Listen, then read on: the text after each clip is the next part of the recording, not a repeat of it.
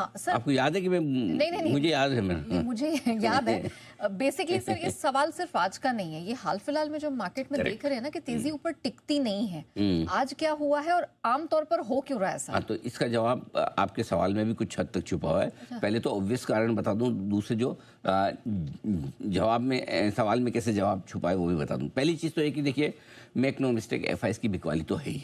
अब एफआईएस की बिकवाली कभी कम होती है, कभी ज़्यादा होती है। कल के सेशन में थोड़ा उन्होंने कम बेचा कंपेरेटिवली, लेकिन इसका मतलब नहीं कि बेचा नहीं है। सो ये चीज़ तो क्लियर है कि all other things constant, Trump क्या बोलते हैं, क्या करते हैं, अच्छा कहते हैं, खराब कहते हैं, जो भी है, जैसा भी है, पिछले 12 दिनों से एफआईएस लगातार बेच रहे हैं, राइट। सो उनकी बिकवाली तो अच्छी खबर पे भी है और ख़राब खबर पे भी है। अब ये अलग बात है कि अच्छी खबर पे थोड़ा, जिस दिन थोड़ा बायर्स ज़्यादा होते हैं वो थोड़े ज़्यादा बेच डालते हैं। खराब खबर पर जिस दिन बायर कम होते हैं, जैसे कि कल परसों 2 दिन हम खुद ही सेलर थे, सही बात है, तो उन्होंने थोड़ा कम बेचा है, करेक्ट। तो पहली चीज़ है कि उनकी बिकवाली जारी है। दूसरी चीज़ है सेंटिमेंट बड़ा कमज़ोर है, मार्केट का सेंटिमेंट एकदम हिला हुआ है, किसी का भी खरीदारी करने का मूड है नहीं। अगर कोई करता भी है तो थोड़ी बहुत ठीक है, एक आध दिन के लिए, 1-2 दिन के लिए, 2-4-5% के लिए ले लिया, कर लिया, बस उतना ही। ट्रेडिंग के पर्पज़ से ज़्यादा है, इन्वेस्टमेंट के पर्पज़ से कम है, वो दूसरी चीज़ है। तीसरी चीज़ जो है, जो आपने पूछा है कि हर बार गैप से ऊपर खुलने के बाद बिकवाली आ जाती है आजकल, तो इसका जवाब भी यही है। टिक इसीलिए नहीं पा रहा है कि हर बार का ट्रैक रिकॉर्ड यही हो रहा है, जब तक कि क्या है, पिछले दिन के हाई के ऊपर जाकर बाजार बंद ना हो, या पहले गैप पे तो बिकवाली आएगी, इसमें कोई सवाल ही नहीं है, वो तो आप हम सब जानते हैं।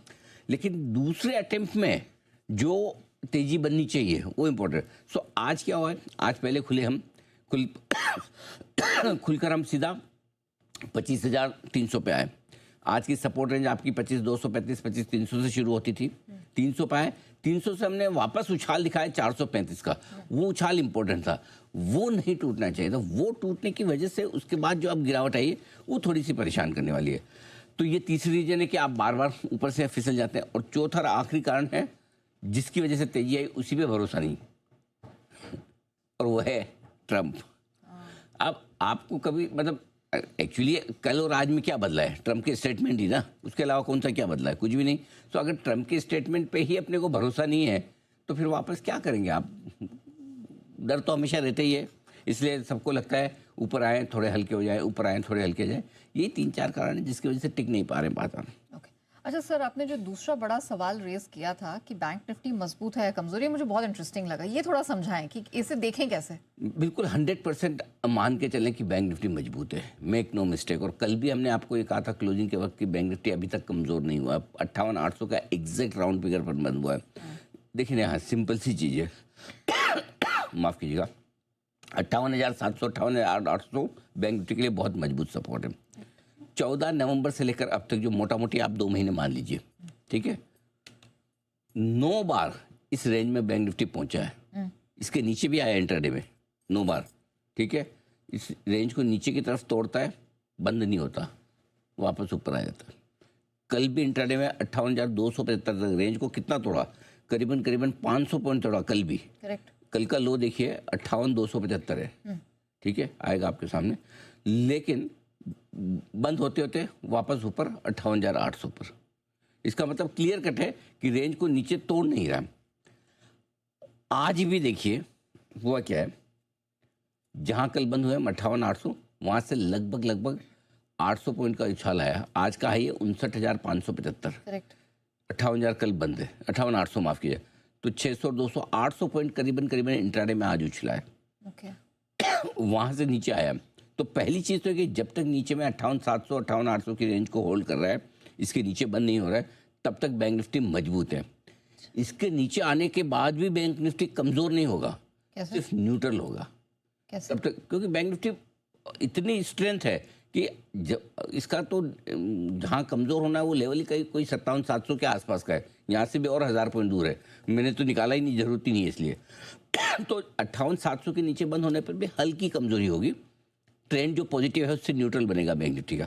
तो ये बहुत क्लियर कट है। हाँ, ऊपर की रेंज भी बहुत क्लियर है, 59,575, 59,775। इस रेंज पर आके बार बार रुकावट रहेगी। सो अपने सिंपल एक ही फॉर्मूले पर ध्यान रखना है, 58,700 के नीचे बंद होगा तो फिर हम कहेंगे कि शॉर्ट टर्म के लिए एक बार बैंक निफ्टी थोड़ा और 500,000 पॉइंट घटना चाहता है। जब तक 58,700 58,800 के ऊपर बंद हो रहा है, चिंता की बात नहीं, मजबूती है बैंक निफ्टी, इसमें कोई डाउट नहीं। ठीक है, लेकिन अब मेरे लिए लेवल्स कौन से इंपॉर्टेंट है, both in Nifty and bank Nifty? Intraday में निफ्टी के लिए 25,150 जो कल का क्लोज है और आज का लो है, दोनों वही है, वही इंपॉर्टेंट है इमीडिएटली। फर्ज करेगा अगर निफ्टी उसको तोड़ने की कोशिश करता है आज, तो फिर ऐसे में 24,925 25,000 जो परसों का लो है, शुक्रवार गलती से निकल गया, जो परसों का लो है कल ही का लो है 24,919, तो 24,925 25,000 ये आपके लिए मजबूत सपोर्ट का काम करेगा, आसानी से टूटेगा नहीं। ठीक है, क्लियर है? ये तो हो गया आपका निफ्टी। अब आइए आप बैंक निफ्टी। अच्छा, पहले एक बार क्लोजिंग के लिए आज से अगर निफ्टी आज 25,150 के नीचे बंद होता है, यानी कि लाल निशान में बंद होता है, तो मुझे लगता है थोड़ी सी कमजोरी बढ़ सकती है, चांस कम है। मजबूती तो नहीं कहूँगा, लेकिन गिरावट रोकने के लिए आज 25,300 के ऊपर बंद होना जरूरी है। 25,300 के ऊपर बंद होंगे, कल के हाई के ऊपर बंद होंगे, तो आप ये मान के चलिए कि फिर 24,900 25,000 के आसपास जाकर जो कल रुका था वो आसानी से गिरा नहीं। आज हमने साफ राय दी थी ऊपर भी कि 25,400 25,500 बहुत बढ़िया रेंज है, जहाँ पर बेचना चाहिए, क्योंकि 25,500 कितना भी जोर लगा ले पार नहीं होगा, 25,435 से ही घुमाए। तो अगर आपने ऊपर प्रॉफिट बुक करने का और गिरावट का और वहाँ से निकलने का फ़ायदा उठाया, बहुत अच्छी बात है। वापस बाजार आपको नीचे में मौका दे रहा है, बहुत एग्रेसिव ट्रेडर हैं, 25,150 के आसपास खरीदें, आराम से शांति से लेना चाहते हैं 24,925 25,000 के आसपास खरीदें। इस रेंज को अब आपको ट्रेड करना है। रेंज कैसे? नीचे में 25,000 के आसपास सपोर्ट है, ऊपर में 25,500 के आसपास रुकावट। इस रेंज को 100 पॉइंट इधर उधर में बाजार ट्रेड करेगा। बिल्कुल, और मैं दर्शकों को याद दिलाना चाहूंगी कि एब्सोल्युटली सटीक रही है निफ्टी पर हमारी कॉल। ओपनिंग से पहले ही जो तेजी की रेंज है उसको जी बिजनेस ने पकड़ा। 25,300 पर खरीदारी की राय, 25,400 के पास आपको मुनाफा वसूल करने की भी जो राय है वो एकदम सटीक बैठी है। 25,235 से 25,300 की रेंज में कहीं कहीं ये रुकना चाहिए और उस रेंज में आपको खरीदारी करनी है। बहुत एग्रेसिव है तो 25,300 पे सोच सकते हैं, 25,235 के आसपास और ऐड करें, तो ये रेंज है जिसमें आपको खरीदारी करनी है। पहले 25,375 छोटा लेवल है, 425 450 500 तक के लेवल तक जाने की कोशिश निफ्टी की हो सकती है ऊपर की तरफ। इन लेवल्स को ध्यान में रखें। बड़ी तेजी के साथ ऊपर आया। देखिए सबसे बढ़िया लेवल प्रॉफिट बुक करने का तो 25,500 है और आज हमने कहा भी कि आज ज़्यादा स्टेबल ट्रेड दिखेगा। आज कल की तरह वोलेटाइल कम होकर बेचने की हड़बड़ी और जल्दबाजी मत कीजिए। पहले सपोर्ट लेवल से ही घूम गया, ये ताकत दिखा रहा है निफ्टी की।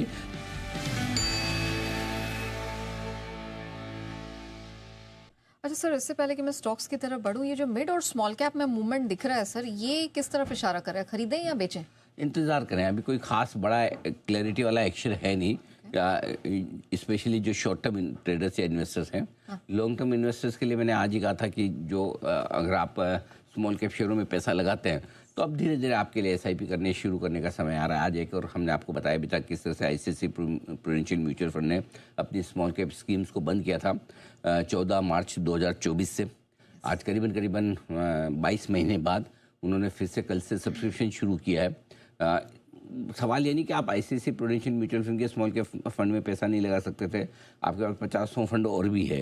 लेकिन एस नरेंद्र साहब एक जाने माने CIO हैं, हालांकि उनका भी ये भी कहना है कि अभी भी ऐसा नहीं कि कोई बहुत आकर्षक हो गए स्मॉल कैप के वैल्यूशन, लेकिन उनको लगता है कि चुनिंदा जगह तो डेफिनेटली आपके लिए मौके हैं। तो मेरा ये समझना है कि इतने बड़े फंड में जब भी अब नेगेटिव से न्यूट्रल तो हो गए कम से कम, बराबर है, और 16% अभी भी अपने लाइफ हाई से नीचे है स्मॉल कैप इंडेक्स। मुझे लगता है धीमे धीमे अगर आप म्यूचुअल फंड में पैसा लगाना चाहते हैं तो हल्का फुल्का पैसा वहाँ लगाने के बारे में आप सोच सकते हैं। लेकिन इसमें मैं एक ही चीज़ यहाँ जो कहूँगा वो ध्यान रखने वाली बात है, बजाय इसके आपकी स्मॉल कैप शेयरों में खुद शेयर खरीदें। अगर आपको क्या होता है, कई बार लोगों का मन बड़ा होता है, यार म्यूचुअल फंड में पैसा लगाने से वो मज़ा नहीं आता, किक नहीं मिलती, वो 2-5 पैसे ऊपर नीचे नहीं होती, क्या है उसमें मजा है। शेयर खरीदते तो ऐसा लगता है कि बिजी हैं, बड़ा काम कर रहे हैं, we are active, you know, वो एक सेंस ऑफ फुलफिलमेंट आता है थोड़ा सा, ठीक है, वो शेयर से आता है।